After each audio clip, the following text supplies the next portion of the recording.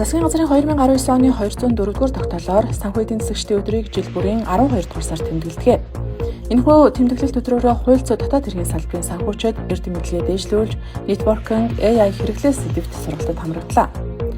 Хууль зүйн дотоод хэргийн сайдын эрхлэх асуудлын хүрээний 13 агентлаг байгууллагын төв орон нутгийн 216 төсөвт нэгж 8 төрлийн өмчтэй аж ахуйн тооцоод үйлдвэрийн газарт төсөв, санхүү, эдийн засагч, нягтлан бодогч, нярав зэрэг 2000-аад албан хаагчид ажиллаж байна.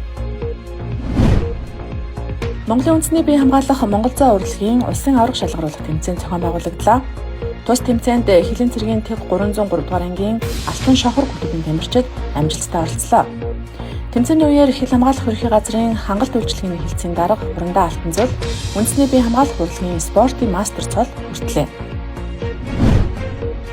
Шүүхэн шийдвэр гүйцэтгэх ерхий газрын 20 хайл үйлдвэрлэх албаны сургалт нийгэм сэтгэл судлалын хэлтээс дотоод хэргийн сургуулийн сургалт судалгааны 403 дугаар анги шүүхэн шийдвэр гүйцэтгэлийн албаны сургуулийн багш судлаачид шинжлэх ухааны технологийн сургуультай хамтран гадаадын орнуудын хоригдлыг нийгэмшүүлэх бодлого туршлагын талаар хоригдлыг нийгэмшүүлэх ажил гадаадын орны харьцуулал сэдвт хилцүүлгийг өрнүүлж шинжлэх ухааны үндслэлтэй харьцуулсан судалгааг хийн үр дүнгийн тухай ярилцлаа.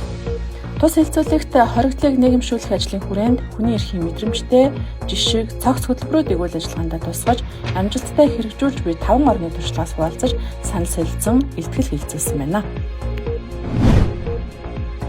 Дотоод хэргийн сургуулийн дэд бөгөөд цэргийн зохион байгуулалт аюулгүй байдлын газрын захирал цагдаагийн хурандаа буян гişиг тэргүүдийн төлөөлөгчид, цагдаагийн ерөнхий газрын холбогд халбаны мэргэжилтнүүд, нэгдсэн үндэсний байгууллагын мас уруулах бодис гэмт хэрэгтэй тэмцэх албаны удирдлагуудын хамт бүгд найрамдах социалист Вьетнам улсын ардын цагдаагийн актанд албан ажиллалт хийлээ.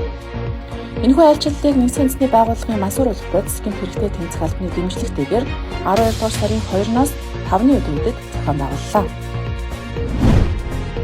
Бүгд найрамдах Солонгос улсын экспорт импорт банкны хөнгөлөлттэй зээлээр хэрэгжүүлж буй шүүх шинжилгээний байгууллагын хүчин чадлыг сайжруулах төслийн хүрээнд шүүх хамгаалах ухааны шинжилгээний газар болон бүсийн шүүх шинжилгээний төв, аймгийн шүүх шинжилгээний хэлтсийн 10 шинжээчимж тус улсын Сөүл их сургуулийн шүүх шинжилгээний хүрээлэнд 4-р ээлжийн сургалтад хамрагдлаа. Шинжээчимч нар тус улсын үндэсний шүүх шинжилгээний хүрээлэнгийн үйл ажиллагаа, шүүх хамгаалах ухааны шинжилгээний орчин үеийн дэвшилт тоног төхөөрөмж, аргачлалтай танилцаж, судалгааны чиглэлээр санал солилцсон, туршлага судалсан байна.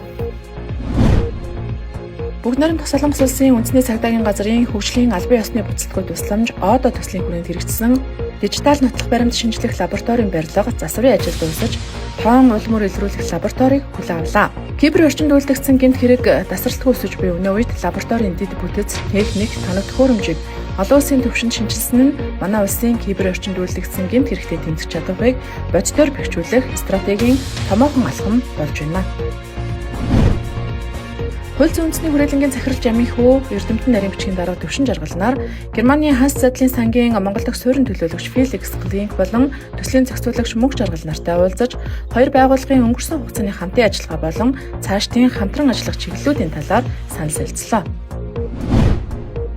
Гадаадын иргэн харьяатын газраас иргэдэд төрийн үйлчилгээг хүртээмжтэй шуурхай хүргэх зорилгоор хиймэл оюун ухаан AI-д суурилсан чатботыг захин үйлчилгээний нэгдсэн систем болон байгууллагын захин сайтад холбон үйл ажиллагаанд нэвтрүүлээд байна. Энэхүү чатбот нь 24 цагийн турш нээлттэй ажиллаж байгаа бөгөөд үйл ажиллагаанд нэвтэрснээс хойш 3000 гаруй зөвлөгөө мэдээллийг иргэдэд өгсөн байна. Дотоодын цэргийн байгууллагад 2025 оны 2 дугаар ээлжээр татагдан ирсэн хуцаа цэргийн албан хаагчдын цэргийн тангараг өргөх ёслолын ажиллагаа 12 дугаар сарын 1-ний өдөр дотоодын цэргийн 05-805 дугаар ангийн байрлал болон Өмнө Говь аймгийн Зогц цэцэн сумын 810 дугаар ангид тус зохион байгуулагдлаа. Тангараг өргөх ёслолын арга хэмжээнд анги бүр дайчин уламжлал, алдар гавьяаны илэрхийлэл бөгөөд бие бүрэлдэхүүний эрхэмлэн дээдлэх ариун шүтэн, золбоо хэмрийн бэлэгдэл болсон байлдааны түгийг хүндэтгэн заалж цэргийн тангараг өргөх ёслолын ажиллагааг эхлүүлжээ. Дотоодын цэргийн 810 дугаар ангиас алба хаагч ажилтнуудын хүүхдүүдийг дэмжих, хөгжүүлэх зорилгоор хичээлээс гадуур англи хэл, сакс, волейбол, морин уур зэрэг олон төрлийн секс дугуйланд хамруулах ажлыг эхлүүлээд байна. Энэхүү арга хэмжээ нь албан хаагч эцэг эхчүүдэд амар тайван, урам зоригтой ажиллах боломжийг бүрдүүлж, ажил амьдралын тэнцвэрийг хангах шилдэг санаачлага болж байгаа бөгөөд Монголын ирээдүй болсон бяцхан үрс олон талын ур чадварыг багаасаа эзэмшиж, соёл урлаг, спортын талбарт шинийг эрэлхийлэх эхлэл болж байд албан хаагчид сэтгэл хангалуун байна.